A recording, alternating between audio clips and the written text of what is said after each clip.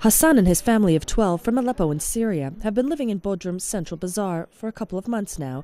Their dreams of a better life in Europe were shattered when a trafficker stole their life savings. While we were staying in the park, he came and asked us if we wanted to go to Greece. He took us to the beach and he said he'd be right back, but he left and never returned. Obaid's family took over this small playground when their options ran out after they gave $7,000 to a smuggler to make the crossing into Greece. We gave him the cash, but nothing happened afterward. I call him and he says, "Today is the escape." And I call him again and he says, "Tomorrow we will go." And nothing happens. Other people here worked with him and escaped, but not us. With no chance of finding legal work in Turkey, both families are forced to rely on the goodwill of others. This is the central bus terminal in Bodrum. People arrive here from all across the country. Tourists looking for a little sun and sand, refugees and migrants looking for a way across into Greece. This is the place you come to find a human smuggler.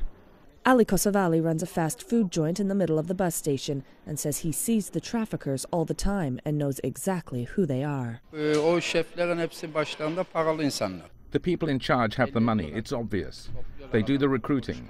When it's time to make the crossing, they come and gather the people. And that's when we understand who these men are. Well, we see every person here sitting on this bench. He is also like an agent. He is just waiting for a person. If they will be contact with him, they will be take him and go to Greece.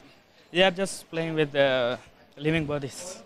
The agents, or smugglers, have been known to overload, reuse boats, and leave the responsibility of life vests to the passenger in order to cut costs. But this has had deadly consequences.